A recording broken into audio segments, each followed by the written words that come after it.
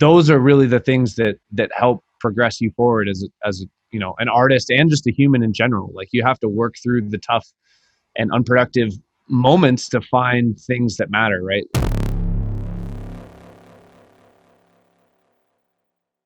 Humans of Earth, today I want to start with a bit of a small revelation I had while last week. You might have noticed that my audio was a little bit shittier than usual. That's because I was on the road. I was out nearly in the middle of nowhere. And being on the road nearly in the middle of nowhere actually gives some pretty good insights into your daily life that you wouldn't have when you're just in the thick of things. Like just getting out of your normal daily routine and going somewhere different, seeing different things, and letting your subconscious actually mull about the things that you would never be able to escape in just your daily life. So a good example for myself was I was realizing, now that music is my full-time gig, I've put an immense amount of pressure on myself to be as productive as possible. Naturally, we've talked about that on this podcast before.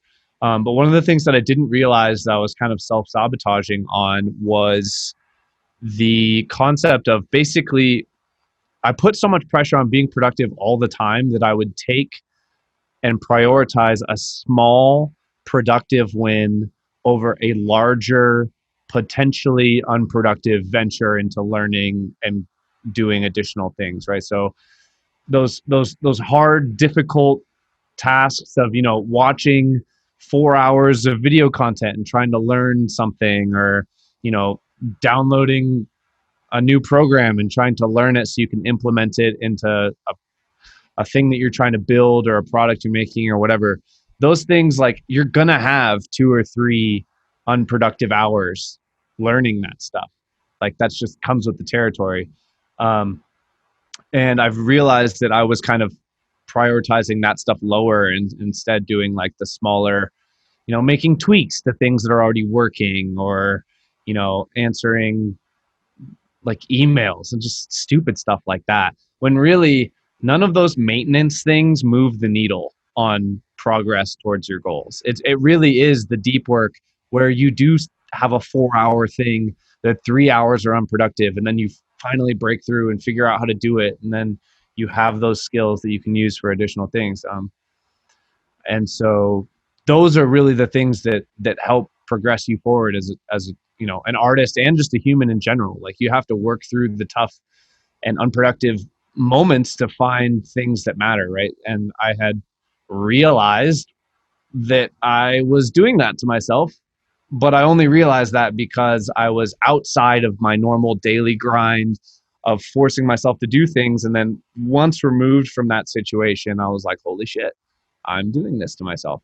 And it's not even that I was thinking about it. It's that my subconscious just like bubbled that to the surface, you know?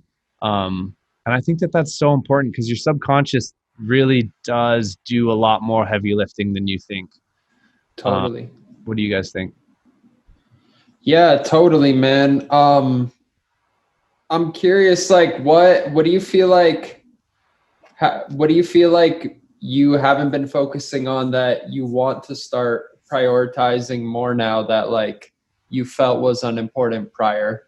Like, how have you thought to implement that in your life? Yeah, totally. So just like stuff like experimenting with certain ideas I have for like concepts of songs, like in my head, like, oh, that's a rabbit hole that might lead to no productivity, but it might lead to a revelation. I don't know. Um, Something like, learning Premiere to put together better like visualizers and music videos and stuff for content. That's Mm-hmm. that's another one that falls into that category. Just in general, a lot of those types of things, like like, it doesn't necessarily mean that it's like 100-hour commitment, but something that's like a 3 or 4 hour commitment that I know takes a lot of involved learning, is going to take the majority of my day, at least from like a conscious thought perspective. Mm-hmm. And those are the things that really seem to get pushed back.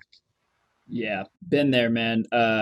I've found personally that like especially with Premiere, you mentioned, which has been one of my huge learnings this year.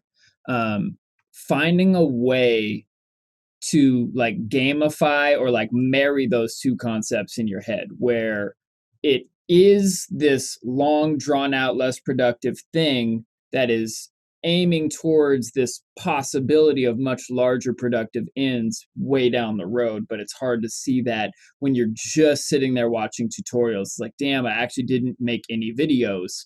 So I wanted to make music videos for myself, so I wanted to learn Premiere. That was the original impetus behind me downloading it, getting the subscription, commit to paying this money every month to have it on my computer.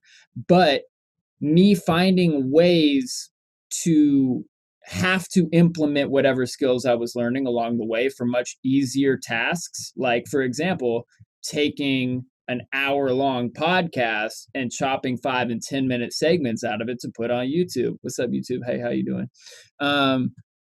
Like being able to take that and make something really easy where all I've got to do is learn like 2 hotkeys and how to import an image to put on the front end of it, and like, okay, cool, like I learned a couple of things, I can apply a couple of things, satisfies that part of my brain that wants to be immediately productive, while also kind of tricking that part of my brain that fears that long-term commitment, and breaking it down into these smaller chunks where I can actually use it.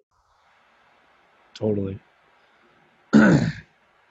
Yeah. Yeah, man. I think definitely you're right on the money about like focusing on those bigger tasks, and I think it takes a bit of self-awareness to like know what the right move is to do for you at the time. Because you're right, like things will seem unproductive at the time, but pay off. Like taking the time to do a sound design session instead of writing a song, or organizing your library, or tasks like that are very much along that vein, but it's a much more intelligent use of your time to have sessions like that and to anticipate having sessions like that regularly, because it just saves you that much more time when you're actually in it.